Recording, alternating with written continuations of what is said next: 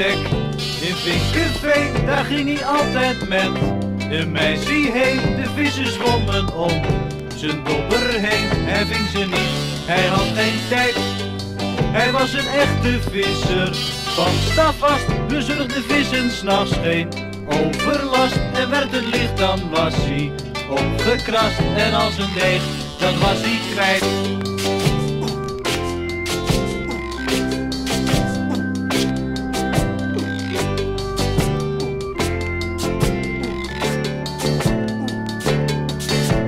Na zo'n nachtje was hij als herboren, was als het ware opgefrist.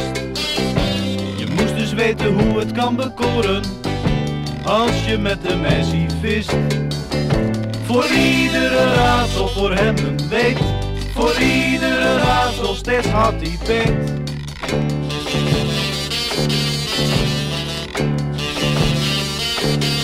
Hij wist de reuzenstek in Vinkerveen, daar ging hij altijd met een meisje heen. De vissen zwommen om zijn dobber heen. Hij ving ze niet, hij had geen tijd. Hij was een echte visser, van stafvast bezorgde vissen 's nachts.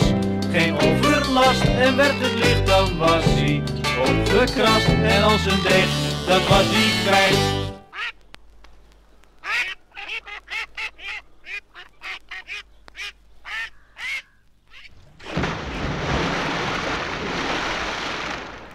Hij wist de reuzenstek in Vinkerveen, daar ging hij altijd met een meisje heen. De vissen zwommen om zijn dobber heen. Hij ving ze niet, hij had geen tijd. Hij was een echte visser, van stafvast bezorgde vissen 's nachts geen overlast. En werd het licht, dan was hij opgekrast. En als een deeg, dat was hij kwijt. Hij wist de reuzenstek in Vinkerveen, daar ging hij altijd met een meisje heen. De vissen zwommen om zijn dobber heen. Hij ving ze niet, hij had geen tijd. Hij was een echte visser, van stafvast bezorgde vissen 's nachts geen overlast. En werd het licht, dan was hij opgekrast. En als een deeg, dat was hij kwijt.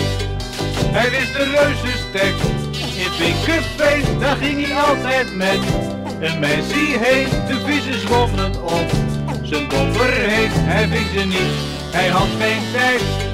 Hij was een echte visser, van stafvast bezorgde vissen 's nachts. Geen overlast, en werd het licht, dan was hij opgekrast. En als een deeg, dat was hij kwijt. Hij wist de reuzenstek in Vinkerveen, daar ging hij altijd met een meisje heen. De vissen zwommen om zijn dobber heen. Hij ving ze niet, hij had geen